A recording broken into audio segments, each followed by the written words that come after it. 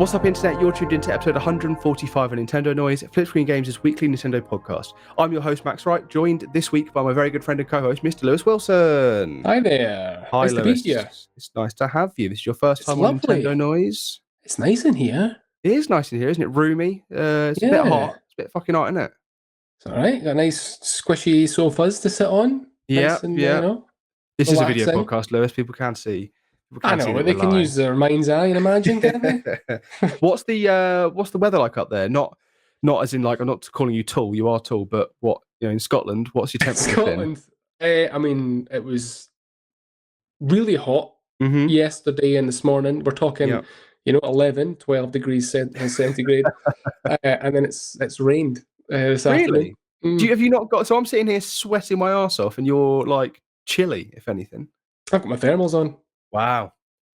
No, it was about 20 earlier on, but it did start raining. I could do with a bit of rain just because I'm desperate to go. We needed it, really. We needed it. Yeah. The plants needed it. The grass needed it. Feel free to have some of our. We've got lots of rain. No, I'm not gonna have your rain. It's been used. I'm not having your sloppy seconds. Lewis, today we are here to talk about Metroid Prime 4. If any of you listening, or you potentially, I know you didn't, but if you somehow missed last week's Nintendo Direct, you will have also somehow missed that Metroid Prime 4 was finally re-revealed with a brand new trailer, brand new title, Beyond, and a new release year of 2025. As you can probably tell, there's no Pete or Steve this week, so I'm free to talk about whatever I want to talk about. Lewis, I'm choosing to talk about Metroid Prime 4, as I do Good for you. all the time. Thanks, man. Thank you very much. We've still got like a year or possibly more until the game's out. But I've been riding the hype train 24/7, like some sort of like sad and pathetic Snowpiercer resident. And I don't want to be by myself, so I'm going to bring you and the rest of the Nintendo Noid audience onto the train with first class tickets. So first of all, how did you think about or what did you think about the reveal? I mean, it was one of those you're like, surely this is Metroid Prime 4's time, like. The length of time it had been. Is it 7 years since it was announced? 4 years since it was cancelled. 4 years. 4 and a bit years. I was very excited that it's finally coming. Bit of history from me. Played the original on the GameCube way back when. I can't quite remember if I completed it, but I have since done the remaster. Was really, really excited to see it. Can't wait to play it. There's a lot of questions that I have regarding the Switch's successor, that kind of thing. Yes. That's sort of dancing on my tongue as well about, I recently this week bought a Nitro deck because I started playing Metroid Prime Remastered. I've been a bit spoilt by the Steam Deck. I hated the tiny, thin, it's got no back, nothing to hold on to. So I bought one of these because in my head I'm like, I've got the new Zelda game. I've got Metroid Prime 4 to play on it. No, my luck, the Prime 4 will come out with the new Switch that will have this great ergonomic features anyway, and I'll have wasted my money. But I can't go on rumours. I can go on what I know, right? Yes, of course. Well, I think we actually spoke about Metroid Prime Remastered when it came out. I came on Crosscast with you guys, and we spoke about that, and that might have been the same episode that I then ranked every single Metroid game. Yeah, which is something I want to do for this show, but I've already done it, and I kind of feel like I'm just going to rehash it, and also forget what I said last time and then just like get it all wrong this time again because my mind changes all the time and I don't want to embarrass myself like that on the internet. Why would I do that? But your choices change. Just it depends. There'd be one thing right now, Max. Tomorrow it could be something else. Yeah, so I think that's well worth it. I love lists and ranking things. Me too. That's so validating. Thank you, Lewis. Nothing. We're going to be doing a little bit of listing today. Because we're going to talk about how people, the audience, anyone who's listening, can catch up with the franchise over the next year, giving you a year to do it. That seems like a fair amount of time for someone to play a bunch of games. Yeah, but just before you go into that, what was your impressions? What did you think? I was like, when it first came up and I saw the text, I was like, this is obviously Metroid, but I was still just like, didn't jump up straight away because I was like, this could be like a new Metroid 6, this could be Metroid Prime 2 and 3, like what could it possibly be? This sort of year didn't reach out to me with anything. But as soon as I saw the Metroid Prime 3 spaceship with sort of its new red trim, I was like, this is Metroid Prime 4. And then like it's one of those things where like I've had dreams of this before where I'm playing this game and it was like seeing it didn't quite at the beginning like feel real. It was like, oh god, like you wait forever and you build up this thing in your head, but there it was, and it's happening. I'm very excited for it. And like I say, I've sort of thought about it pretty constantly since then. If it wasn't for Elden Ring, which we've just been talking about over on Flip Screen Games podcast, you can go and check out our impressions of the Shadow of the Erdtree. If it wasn't for that game, I would already be on my third Metroid game. I'm really in the zone now, really in the mood for it. I like, there's almost like a little fan service, I think, on that reveal trailer, and at least for me, and using I'd call it like the save music. Yeah. When That she flips out, yeah. The It very much pick up item song and the reminded save music, just amazing. Yeah. Just like these little jingles, sort of like when you sort of hear the first sort of few things of Mario, that do, it just gets you right into it. It just takes you straight back. I really like what they did with that, and it's sort of like it felt like it had more depth to it, and it wasn't just like a MIDI thing. There was like some choir to it and some sort of notes to it and stuff like that. There even some guitars later in the trailer that I was like, yeah, give me some guitars, yeah, man. Because music's one of those things that, like, the Metroid Prime games have great music. All three of them have fantastic like music, and I think that's been lost in more recent Metroid games. I think Fusion's music isn't very good. Samus Returns and Dread, not much to write home about. But the Prime, I'm still ready for Prime 4 to have some great tracks and remixes of some old tracks. Like even in that intro section, it's got the Space Pirate theme. I think you guys were saying about how you were worried that it maybe seemed a bit too like actiony, a bit too Halo. I think they mentioned Doom. Was it Doom or something? Doom, yeah. So we mentioned Doom last week, but I think I think Ben specifically said that it didn't. It felt like there was a lot going on, a bit actiony, and I think that I think we're looking at the beginning of the game there, fighting off against some space pirates, and maybe that's just gonna be like a little throwback, and then we get into the meat of the game, and it's a bit more isolated. You're getting lost. It's a bit spookier, things like that. That's kind of like, because I think that they did mention that was a concern, and I was like, well, it could be like you just said. It might be a flashback to something that's happened before, and now you find yourself on your own. You are isolated. There is nothing else around you. Yeah, we don't know. And Nintendo do that all the time with trailers. I guess everyone does that with a trailer. You don't know exactly what you're seeing. Yeah, I mean, you didn't know what the main thing of Tears of the Kingdom was until that sort of like a few years down the line, and they. Right before the game came out, they showed the Ultra Hand and things like that. You're like, oh, that's what this is about. Mario Odyssey, you didn't see the hat capture mechanic until E3, and that was 6 months after the reveal at that point. So we've got a whole year of new things for them to show us, Lewis. And I'm going to be like just rabid for every piece of information now, as I have been for the last 7 years. But now I know it's more tangible. They've dangled the carrot. I'm hungry for carrots. I'm starving for carrots, man. I'm like a big rabbit. Give me all the carrots. So we're going to go over sort of the games that you can currently play on your Switch, and the games that maybe you can't play on the Switch yet, but how important they might be. And we're going to talk a little bit about what Nintendo could possibly do to get people in the right frame of mind for this game. So, Lewis, let's go through a list. Okay. Yes. We're going to start with the mainline Metroid games that you can currently play on your Switch right now, this very second. If you were to boot up your Switch, download it, buy it, you can do it now. Starting with the original Metroid on the NES. Did you play this game? No. I played it fully through for the first time this year, but only because I played like a fan mod of it. Because every time I play it and I get a good chunk of the way through it and I get towards the end, it's too obtuse. It's too hard. It's too 80s level design of like, oh no, you're dead, so you have to do it all again or anything like that. It just so I actually did it fully through.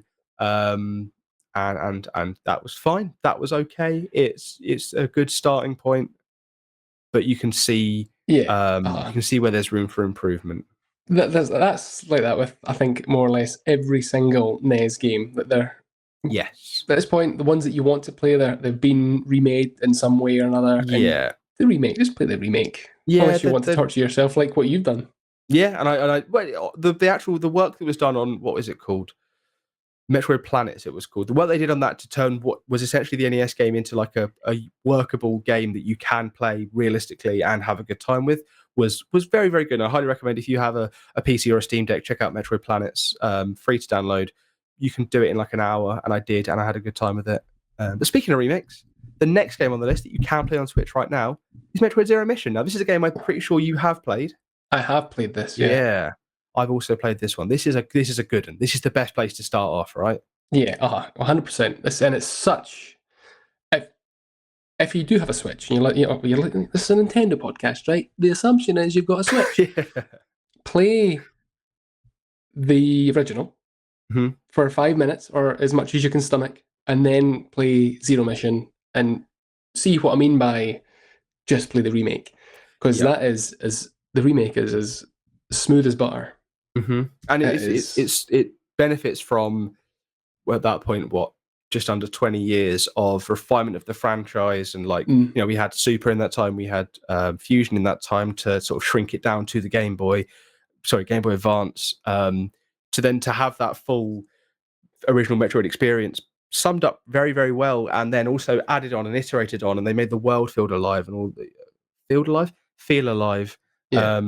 Yeah, this is a one of those ones that, like, for me, when I had my Game Boy, if it was Pokemon and that was really it, until I found Metroid Fusion and Zero Mission, and they felt like full games in my pocket. Right, that's one of Yeah. the first sort of games that did that for me. Fusion, sorry. Zero Mission is one of those that I struggled to put down. Mm-hmm. It was just, I guess it's an outlier being Super. The other ones that have been either remade or are newer, like Fusion and Dread, are snappy. Samus's movement is fluid, and it's the same on in Zero Mission. Like just how quickly you can traverse the levels. Yeah, I like there's a juxtaposition between Prime and the 2D games that I sort of like, where, and it's changed. It's more recently, since Zero Mission, since Fusion sort of sped her up a bit, and now Dread. The 2D Metro games are now about getting from A to B super duper quickly. You're zipping through, you're speed boosting, you're bouncing around the walls, you're doing shit, you're moving, you're picking up more items to make yourself faster. You're just getting through. Whereas the Prime games are much like Super Metroid, are more about being slower and methodical and like looking around and taking it in and solving puzzles and, oh, where am I going? Whereas Dread is just like bam, bam, bam, bam, and it's the same with Zero Mission. It's just you can. Yeah. I once played Zero Mission so much. It must have been the summer of like 2008. I want to say 2007 or 2008. Maybe not the summer. It was like a half term or something, Easter holiday. But I was in my dressing gown for 2 weeks, just playing this, and I had it down to like 43 minutes. I think it's my fastest time beating this game. And I don't think I could do it that fast anymore, but I think I could give it a good go. I was really someone who's done it in 43 minutes knows the speedrun record. What is that? Oh, I've forgotten, but I think it's like half an hour. I think if you're Okay, right. if you're really like on top of it, skipping the right thing, because I still want to do it in a way where I'm not like having to be pixel perfect to hitting the bosses. I still want to be able to take a few hits and be able to miss a few missile shots. So I'm still going around and getting some bits. I'm sure if I really, really tried, I could get it down a bit, but nowhere near half an hour. And not anymore. Not with my 30-year-old hand and brain, as opposed to my like. I don't have the dressing gown anymore either, which is my source of power, obviously. Oh yeah. I was really glad that this was announced as coming to the NSO. I think it is on there now, right? It's already sort of been out, right? Zero Mission is, yeah. Yeah. I then went up to look how much it would cost for me to have an NSO subscription, and I'm not paying £60 a year to play this. For the year. Yeah, it's on the Game Boy Advance, isn't it? It's the so it's only on the expansion pack. Which I think I've said on this show before about how I think that's just such a terrible deal, and I'm not stooping to it. I'm not giving in to what Nintendo wants me to do. I'm playing it on an emulator, and I'm fine with that. I think they're like, so I do have it. I don't like it's like 35 quid, and for games that I'm never going to play. If I do play one, I played Extreme G, because that was a game that I loved. And this is off topic. A game that I loved when I was 11 when it came out. Because I've got a few years on you, Max, and it's just absolute horseshit. Yeah. Absolute horseshit. Like, it's every terrible. time I've tried to boot up an NES or an SNES game, and this is going to obviously upset some people that are listening, but I've not found one that I play and I'm like, yeah, this holds up, other than Super Metroid.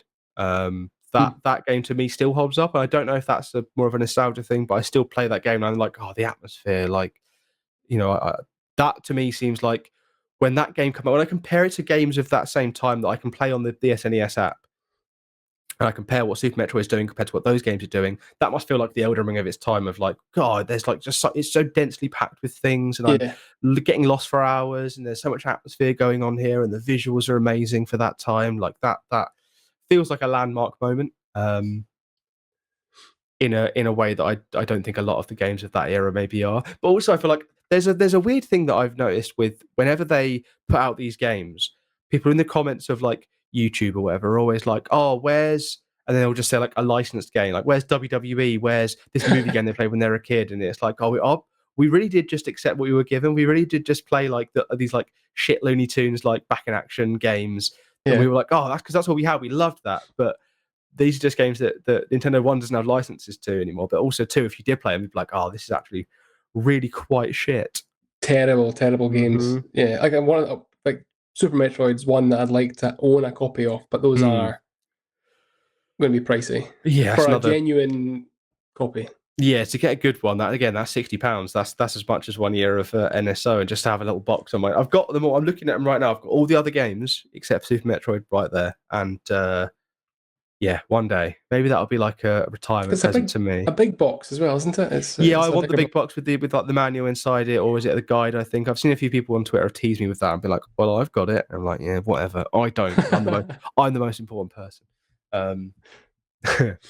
Moving on to a game I do own as well. I'm looking at a copy of it right there. Metroid 2: Return of Samus on the Game Boy. Is this one that you've played? I played it for about a minute. And I don't have to spoiler your next question. I played the remake. I played it just to see, and I was like, yeah, this is a Game Boy game in an aspect ratio that does not lend itself to this type of game. Just humongous pixels. I was very lucky that I was able to play this on. I bought a copy off eBay and it came, and I had played it on my Game Boy Advance SP, so it was a normal size for me, as opposed to like on a big TV. Like trying to play Game Boy games or Game Boy Color games on a big TV is just impossible. I tried to play Pokemon Crystal, and I was just like, God, why have I got this at 55 inches? Like, why am I yourself? Yeah, what's the point? But I do like Metroid 2. I do think it's definitely the black sheep of the whole bunch. Yeah, I think to like it again for playing Samus Returns, yeah, is the remake, yeah. Playing that and not picking up on some of the. I know you're going to talk about this in a minute. Not picking up on some of the hints that it gives you. I would never have stood a chance on the original. For like when levels drop. Yeah, that's very much like you have to read the manual.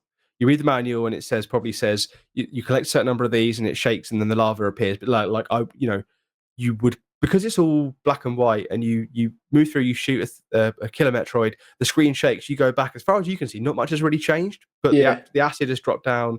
And it does do a good job when you know that of funneling you in the right direction, like because it feels quite large and quite aimless at times. It does do a good job of pointing you in the right direction. I did beat that game like no guide, no sort of looking things up, and I did play through that whole thing on my Game Boy and just did it, and I felt really good about it at the end. But I have never had a desire to go back to it. I can imagine. Yeah. Even when I got the Samus, when I bought the remake and it came with 3DS virtual console code for the original game, and I was like, yeah, I'll give it a go. I downloaded it, booted it up, and was like, I'm just going to play the remake. Actually, that's what I bought. So yeah, that's Metroid 2. That's so far we've not actually hit any necessary for Prime 4 games, but we have. Zero Mission is definitely a necessary if you're going to play Metroid. Play that. Like that's such a good introduction. Metroid 2 is harder to recommend. Same with the original Metroid. Like it's definitely a franchise that has evolved in a nice way, and it did with Super Metroid on the SNES. We've talked about it a few times already so far. That's available on the basic NSO Nintendo Switch Online package, which I think is possibly worth the money if you're gonna play Super Metroid, because that's a banger. That's a toe tapper, and it feels good on that OLED display. It feels good with that sort of the D-pad that's 4 separate buttons. People don't like it. I love it for this because you can wall jump without accidentally pressing up or down and pointing your camera and then pointing your cannon and like not spin jumping anymore. It's the best way to play Super Metroid. I personally have found. It's on Nintendo Switch. Yeah, it's the easiest way, I guess, to play it. I think from speaking to people who have played it or tried to play it, it gets a bit of flack for its buttons, which these people also complain about how the buttons work in other Metroid games. So I don't think it's necessarily an issue with Super Metroid. Just get used to it. Just get used to it. Yeah, I do. I There's think not an issue. I think it's about games like Monster Hunter, Dark Souls, things like that. Things where like the games have so much going on, it's quite complicated. So their button scheme is specific to their game. But I think a lot of people, what they want to do is they want to pick up a game and know that this button does that. That's crouch. That's sprint. You press the triggers and they do certain things. People want a uniformity, I guess, in their controls. Yeah. And I don't think that that's fair. I think that a game should be able to control any way it wants to, and that you should, like you say, just learn it, just pick it up, Adapt. get to it. Come on, Gary. Adapt. I do think that it is quite, especially when you can do all exactly the same things in Zero Mission. They've just realised that actually we can just map, one thing to this button. We don't need two separate buttons for aiming up and down. We can just have one button in a direction. We don't need to swap through the different missile types. You just hold down a button and fire the missiles. We don't, power bombs can just be hold down that same button to use them. You don't have to swap specifically to power bombs. They really worked out a way of streamlining it, and it is egregious. It is like you can forget, you'll be panicking doing something, or you have to stop for a second and be like, right, I need my grapple beam, so I need to press this 3 times. No, I've gone past it. Start again. Go back through. Yeah, I mean, it is tricky. Like you mentioned grapple there, and I distinctly remember having trouble grappling over a certain area, and thinking, oh, it could be a bit easier. But like, I wasn't stuck there for days. It was like a case of maybe a few minutes of frustration trying to get past it, and then you nearly get there one time. You go, okay, right, come back, start again, done it. It's I mean, it's people are allowed to complain. Just, absolutely. Keep to yourself. I think one thing I'm glad they learned from Super Metroid, and I think that came down to having fewer buttons, is that you have to press a button to run in Super Metroid, and that feels weird to me because why would you ever want to be going slower? I guess maybe there is more to like just exploring around. But if I'm like going from A to B, just let me go at one pace, and that's it. Because I'm constantly holding down the run button and then just like rolling on to jump when I want to jump. It's the same in Mario games, though. Yeah, why would you want to run? You've always got your finger on Y at the same time. Yeah, apart from when you want to throw fireballs and you stop pressing that, and then, or if you're doing like, I had the problem with Mario Wonder where I was like, I think it was like the wall jump one where I'm holding Y to run because I want to get to a certain height, but I also want to not press that so I'm not messing up my jumps, and it got quite complicated. And I was like, why does this need to be another button? Why can't I just move at the speed I want to move at? And I think that I'm glad that other games have learned that. Maximum speed at all times. Yeah, why not? Why not, eh? Now, the first game to actually fully streamline and be forced to streamline all of these complicated Super Metroid controls down was Metroid Fusion on the Game Boy Advance. This is another one that I know you have played. I have played this one. I'm going to say it, perhaps my favourite. Yeah? I think that is... Yeah, I think that's fair because it is expansive and it's large enough and it's does its own thing, whereas like Metroid, it's a bit different. Yeah, it is a bit different. Not in the same way that Metroid 2 is like such a huge departure. It's still very much, there's still a feeling of being open, there's still a feeling of being able to explore, even though you are pretty much on a linear path. But to add in extra story stuff, it's a cool sort of thing they did. Yeah. I really enjoyed Dread, but I think Fusion does the concept of Dread better than Metroid Dread. I agree with you there. Yeah, I think they wanted to do the Dread thing again. The Fusion. They wanted to do the SAX again with the Emmy, and I think that they did a good job of introducing the Emmy and making that sort of an interesting part of it, but it didn't have that, well, I need to stand completely still or sort of watch it go past. Like, it was creepy. It had loads of atmosphere going on, and to fit all that onto the Game Boy, the footsteps, and it's just like Samus at her most powerful. You're intentionally told you're weak and weedy. You feel that, you feel how powerful Samus is. Fusion was my first ever Metroid game, and that is it holds a place in my heart of being like, I would take it to school on lunch breaks and be like, why is no one told? You've not heard of this game before. No one would care. And that really set up the tone for my entire life. Really, is of me going, you guys should play Metroid. And people were like, I don't know what that is, and I don't care about that. Hopefully that changes soon. It's such a shame as well. It's almost forgotten by Nintendo for such a long time. Yeah. And there is clearly an audience there that have just been waiting, and then the audience of the community haven't been quiet about the sort of, I guess, the gap between Metroid 4 and 5, or over the last 7 years with Prime 4. Yeah, just there is a rabid group of people, rabid community of folk who want to play these games. And hopefully they all come out, and hopefully we get some Nintendo Noise people diving in headfirst with Prime 4 once the hype builds up. But we can't do that until we've hyped them up ourselves. So now on to the next game, Lewis. The first actual made for Nintendo Switch Metroid game, Metroid Dread, came out in 2021. Came out, at a point where we were all waiting for Metroid Prime 4. It was announced, and it came out within like 4 months of the announcement. We played this because we spoke about this before. We just spoke about it 2 seconds ago as well. This really did like set us back, I think, on the right path for Metroid, like reappearing on our systems, right? Yeah. This was it's I mentioned on NX, the other podcast, the Nintendo podcast, that I prefer the old school side-scrolling Metroidvania style Metroid games, and like Dread really just blew it out the water. Really, it's like it is close between Dread and Fusion for me. They're all relatively close grouped together. There's no like out and out right favorite for me, but like the speed of Dread, the fluidity, how Samus moves, the skill set that you gain over time, the ease. Again, this is another one that we spoke about. People having trouble with buttons and feeling cramped. I understand that. I didn't quite get that myself, but it just goes on at a fair old clip. This Metroid Dread, and it really does. It's nearly for me. It's nearly perfect. Some great set pieces in there. I think it's this.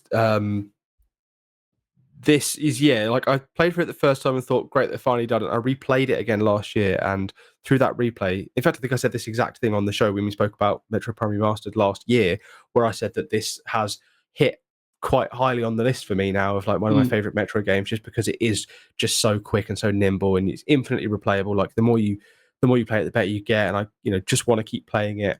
And it characterizes Samus so well, and it gives her a really great foil in Ravenbeak. This is actually the second game in our list so far where the villain is like a mirror image of Samus in some way. We had the SAX first. Now we've got Ravenbeak, who is like a fully powered Chozo in this Chozo armor. And that is a theme continuing in Metroid Prime 4.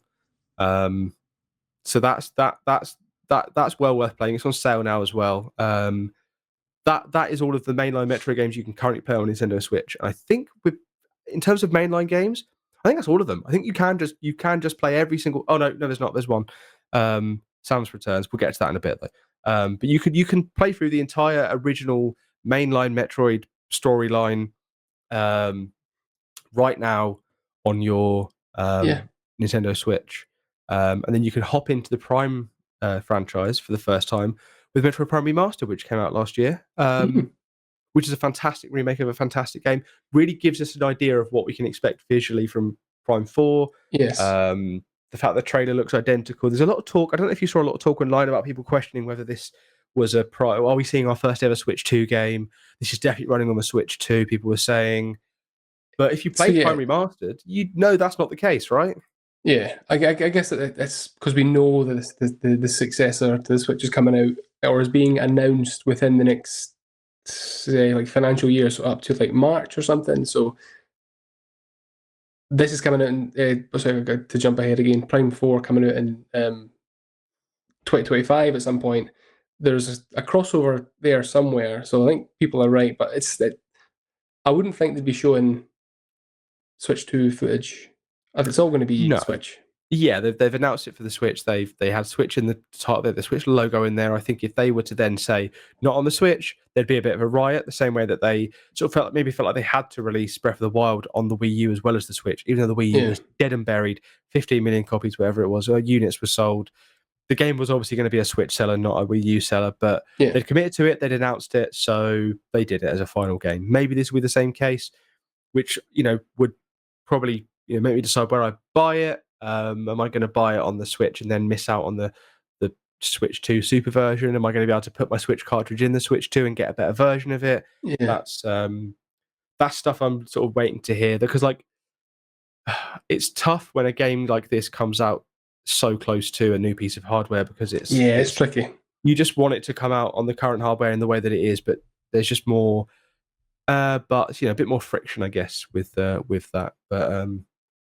But for those of you who are looking to play Metroid Prime 4 or sort of start off, the best place to start is to play Prime Remastered and sort of get an idea for what it feels like. Like Lewis has said, he prefers the 2D games. You might be a 2D only person, whereas I think that they're both valid in different ways. Oh, I'm not discounting their validity. I'm just No, I know, but like I said, I can't decide which is my favorite over each. If you were to ask me what's my favorite, I'd be like, oh, but I like the fluidity and the speed and the sort of like the way they hide their secrets in the 2D games. But I also really love the slower, the sort of the more puzzly, sort of heaviness of the Prime games. So to cut in here, do you know where in the timeline the Prime games come? I do. But I'm going to get to that after I do a little bit of housekeeping, Lewis. So okay. Before we hop onto all of that stuff, I would like to thank our Patreon producers for the month of June. They are LJ Rimmer, Christopher Valens, Gabriel Hasselmeyer, aka Asobi, Snack Hugo, Steve Stompy, Susan Likes Cats and Also Boobies, Ty the Dude, Moody Vic, and Wackahula. Thank you very much for your support for all of our shows. If you want to support Flickscreen Games, you can head over to patreon.com/FlickscreenGames or visit our website at flickscreen.games, where you can find links to everywhere we are on the web, including links to our Discord, where we sort of keep the conversation rolling between episodes and we ask for your listener questions. And don't forget to check out our sister shows, which are the Flip Screen Games podcast and the Steam Deck podcast. Lewis? Yes. Where does the Metroid Prime series fit in Metroid timeline? Officially, currently what we have with Metroid Prime 1, 2, and 3, that fits neatly between Metroid Zero Mission and Metroid Samus Returns Metroid 2. It fits nicely in there because there are still Metroids around. Samus hasn't yet sort of like lost her suit, so it can't come after Fusion. There's pretty much a speed trajectory of like when Metroid 2 happens, we then go pretty much straight into Super, and then that goes pretty much straight into Fusion, and then that goes straight into Dread, yada yada. So they fit nicely in there. All of the sort of the Prime games, the sub games sort of fit nicely in there. Where Prime 4 is going to fit is currently a bit of a question mark, because while it feels like it should just come straight after Prime 3, and the end of Prime 3, we see Stylux chasing Samus in like a cliffhanger ending. So this should, in theory, take place right after there. She's in the same spaceship and all that stuff. The problem is that the time, that the year they give at the start, 20X9, I think is like more between 2 and Super or Super and Fusion, something like that. So it's a bit weird about where it all fits, because clearly Psylux has two like Metroid sort of clones with him that he got from the end of Federation Force. We'll get into that in a second. So it's not really clear whether there are meant to be Metroids or if they're all dead, or it's a tough one. So it's never been, it's something that's never been confirmed by Nintendo, like how they confirm the timeline for the Zelda series. They've not confirmed the timeline for Metroid. I think this has all been mostly confirmed. It's just where 4 fits into that is the question. Sure. Yeah. So yeah, that's one of the things I'm looking forward to hearing more about, and also just understanding like how that timeline works, because I've seen a few videos, people sort of trying to rationalize it and say, oh well, here's 20X5, they say 20X7. But I also wonder if it's just one of those things where like it doesn't matter, the space year doesn't matter. I don't know. It does feel weird that you would specify a year when there's already a list of years, and then that doesn't quite make sense. But it could also be that it is later in the timeline, and that Prime 4 is almost the start of a new trilogy that takes place between Super and Fusion, or something like that. So we'll have to wait and see. The games I've mentioned a few games in there: Metroid Prime 3, Federation Force. So these are the games that aren't on the Switch right now. But do we think that they should bring these games to the Switch? Let's go through them. Have you played Metroid Prime 2 Echoes, Lewis? No, I'm not. I'm more No? in terms of Prime. I've only played the first one and the remaster. So okay, so let's say Metroid Prime 3 as well. Then, do you think that? Well, obviously, yeah, they should bring it, right? I think the Switch is the perfect console for everything that they've done ever. Just dump it all on the Switch. I'm with you. Why haven't they done it already? They're doing 3DS remasters now. They're doing GameCube remasters. They're doing Wii remasters. They're doing Wii U remasters. Like, just it's install both. base for the whole history of this company. Every game they've published or made, like, this is the perfect machine to do it on. Yeah, I agree with that. It's like the culmination of 50 years of making games, or 40 years, or whatever. It's all sort of the head forms here, right? Yeah, I agree with you there. Do you think that they will, in the year that they've got left, like they did with Metroid Prime 1 Remastered, just go, here it is, quickly, to get us ready for 3? Or do you think that this is one of those things where, like, they're too busy working on 4, that they don't see it's worth the budget? What do you think? Right, so it is the logical thing to put them on the Switch. But this is Nintendo we're talking about, so no, they won't do it. They won't do it. Yeah. I think I'm with you there, which is a shame, I think, because I've been desperately waiting to sort of pick these up. I originally thought this might be 2 and 3 remastered when they first started showing it, because I was like, yeah, cool, let's do it. Finally, it's ready for time, you know. What I think they could have done in the direct there was, and they've done it before with, I can't remember the game, but it's definitely happened in the past. Well, this game's coming in 2025, open-ended. It's going to be the end of 2025, let's face it. But we're not forgetting about you guys. Here's Metroid 2 and Prime 2 and 3 to tide you over in that. You're thinking of Pikmin 4. When they were like, here's Pikmin 4, and then a month before they were like, here's Pikmin 1 and 2, ready for you to download and buy. That might be the game you're thinking of there. Maybe, that definitely happened. But like, there's no reason why they can't. No, I agree. Do it, you know? Yeah, I agree. Just do it. I hope they do. Obviously, because I'm talking about it all the fucking time. One game I hope they don't bring over or try and put any effort into remaking is Metroid Prime Hunters.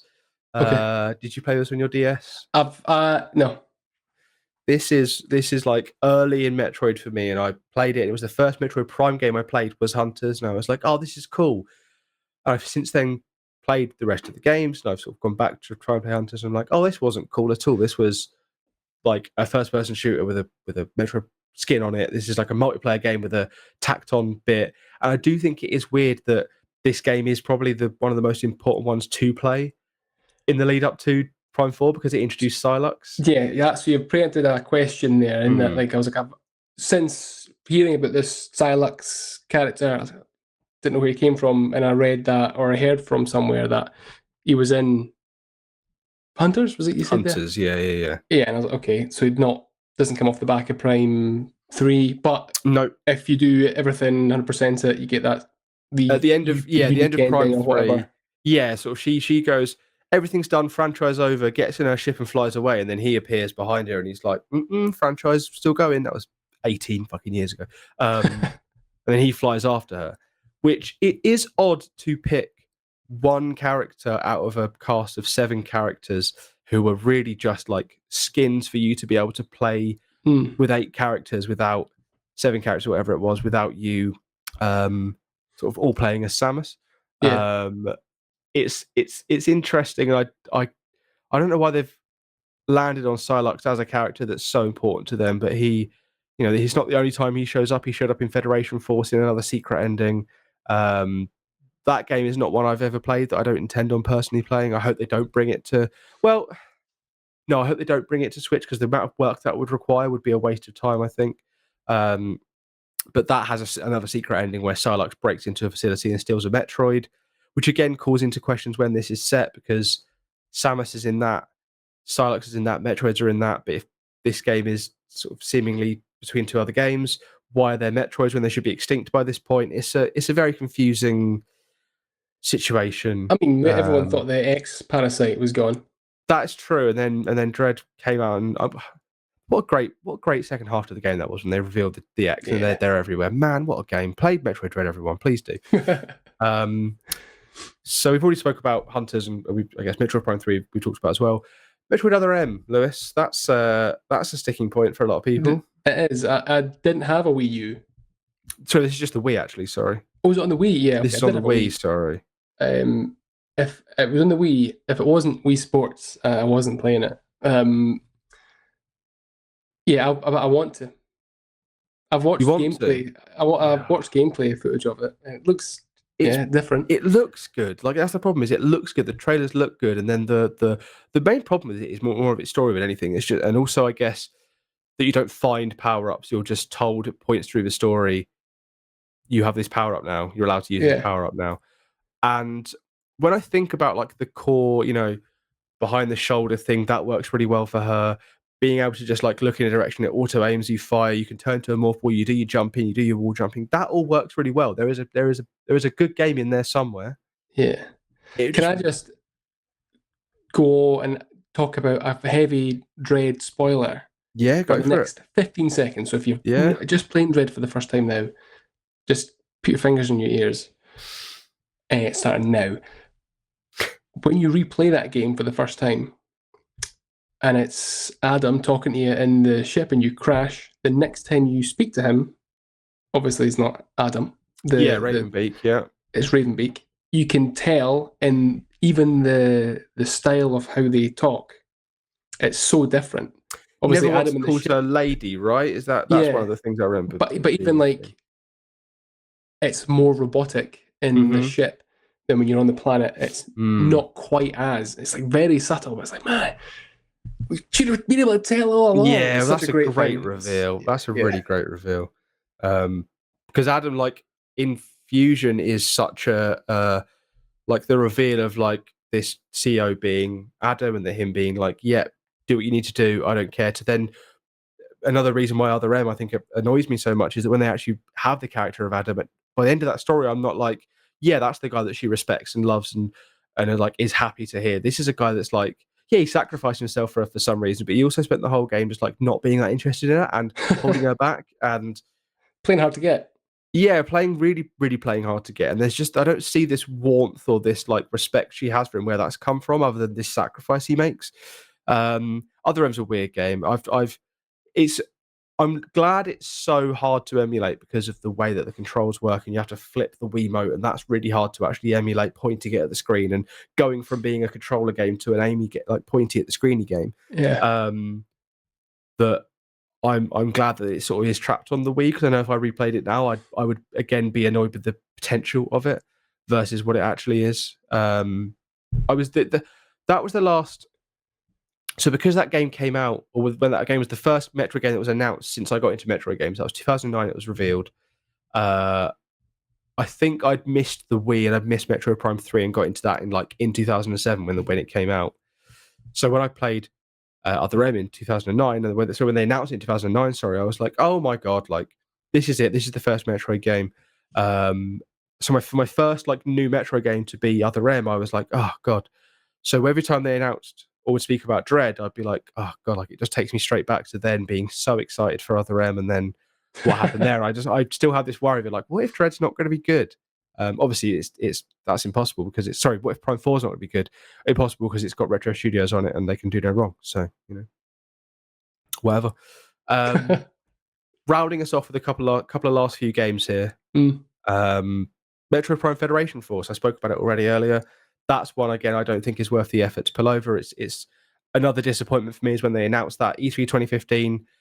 I had to get picked up by my friend and taken to the pub because I was just like, "What? This is the worst E3 I've ever seen." Like, I was so disappointed. I'd bitten so hard on the Wii U, like I drank the Wii U Kool-Aid so hard, and for that just to be such a shocking year, I was like, "Oh no, this is not going well for me." And for Federation Force to be the big reveal of that E3. Oh, it's a new Metro game, but it's not. It's a multiplayer co-op shooter set in the same universe but with chibi characters, and I don't know. I'm sure if I actually had the chance to play that, I would have enjoyed it, but I could never get 3 friends to buy it to sit down and play it with me.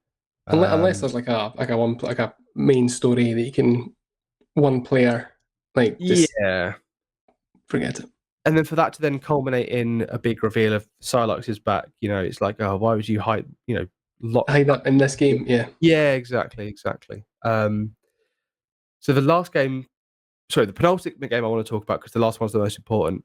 This is the one that I think of all of the Metroid games should come to Switch the most, because it's in the form and it's playable, and it's never going to be as good. You can play Metroid 2, Prime 2 and Prime 3 quite easily on an emulator, on your PC, on your Steam Deck, on whatever, right? Yep. Even on the original hardware, the GameCube, the Wii, and it still feels good. But Samus Returns never feels as good on anything other than a 3DS. Yeah. And my 3DS broke, so I've not been able to play this game for a few years now.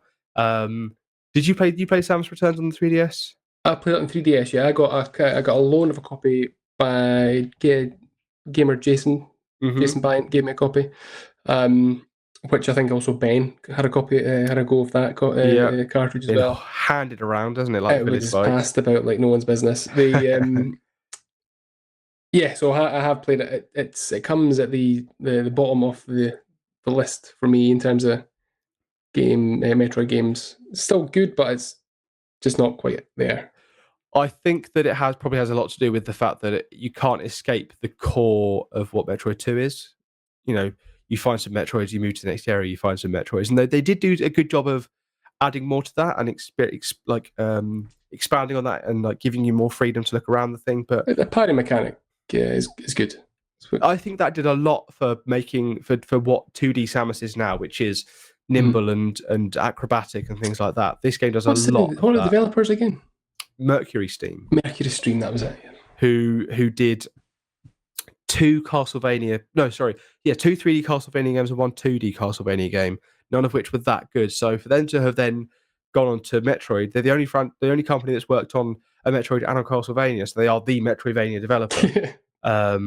They did a good job with this. It's interesting how Metroid is like Nintendo's most Western franchise. When you think about like since Prime, it's mostly been Western developers. It's been Retro in Texas, or it's been Mercury Steam in, I don't want to say they're Spanish, or it's been Next Level Games, which I think are American. Maybe that's why it sort of feels different, so different to me compared to other ones, is that it has like more Western influences. But hey ho, the most important game, the one that should be brought over, the last game I'm going to talk about is Metroid Prime Pinball. What an experience to be able to experience the whole story and atmosphere of Metroid Prime without ever having to play Metroid Prime. Oh, what a game! There's boss fights, pinball action, there's high scores, there's keys to unlock. Oh, what a game!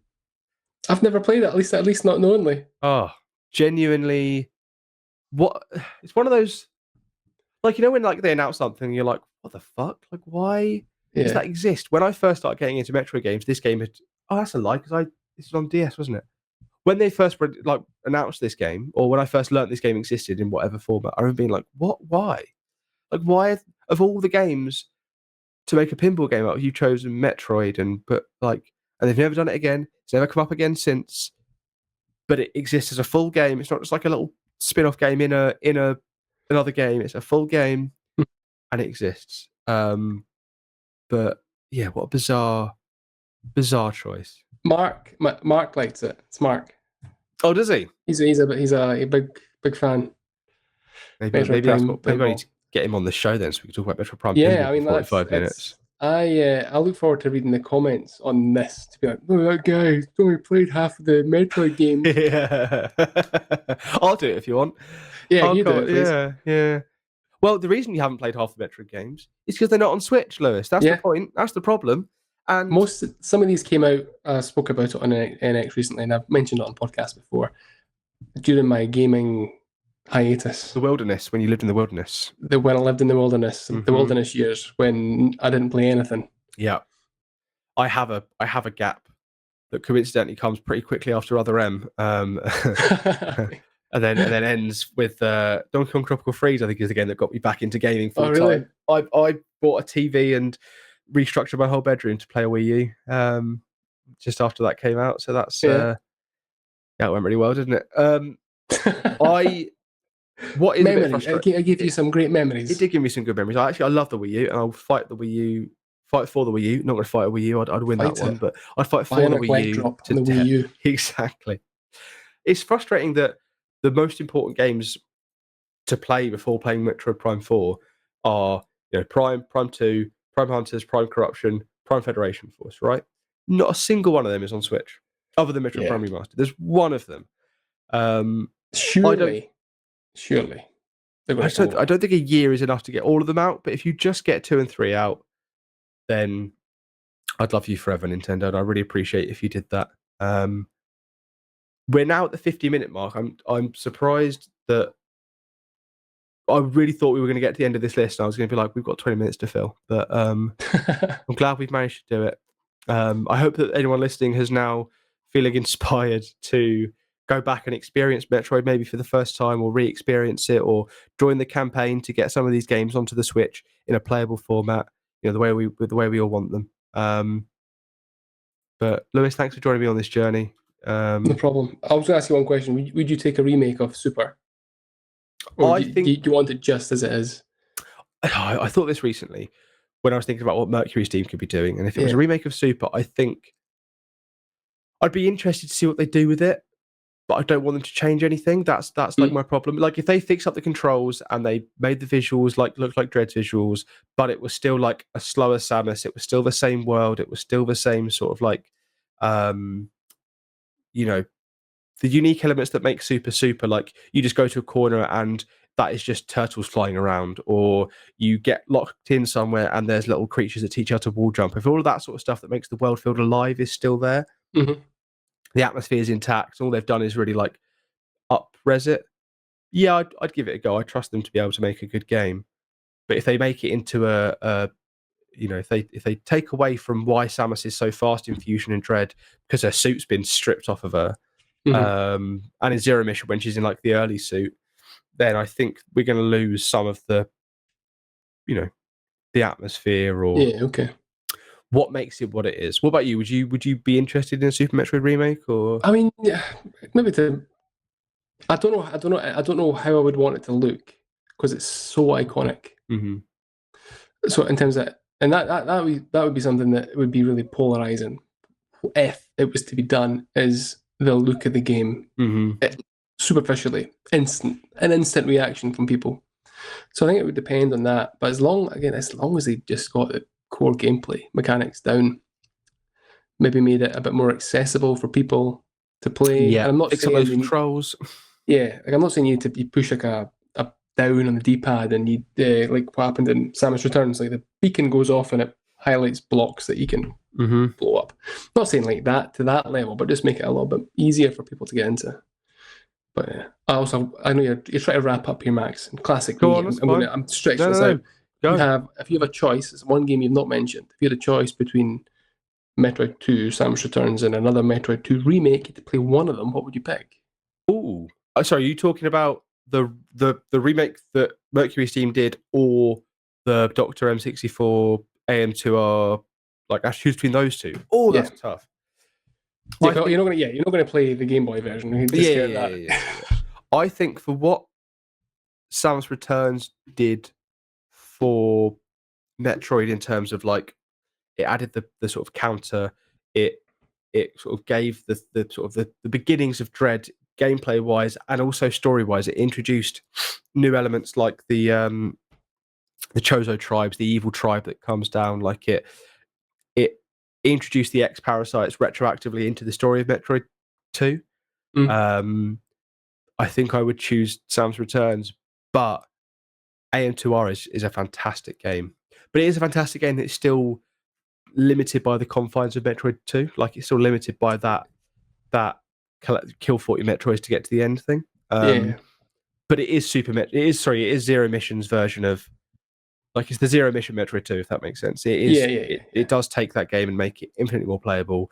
I was so glad that Nintendo didn't issue a cease and desist until the day after it came out, because I played through that a few times. That's another one that works really well on the Steam Deck as well. I've played through it on there.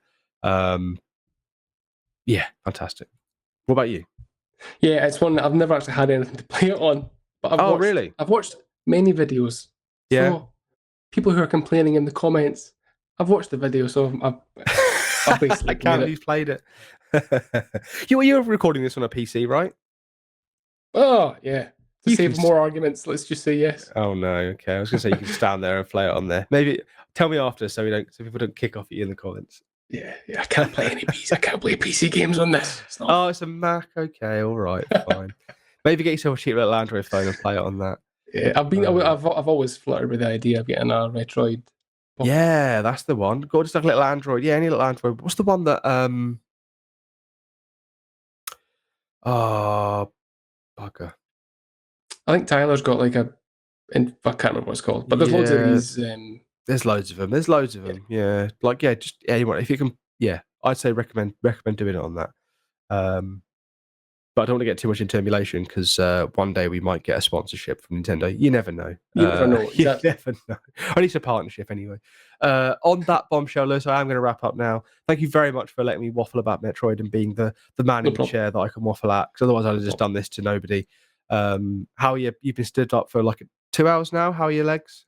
My legs are fine. I'm stood on a wobble board. Oh wow! That's why I see. You see me like moving back and forward like that. Yeah, I thought you were just like getting comfy. Drunk. Yeah.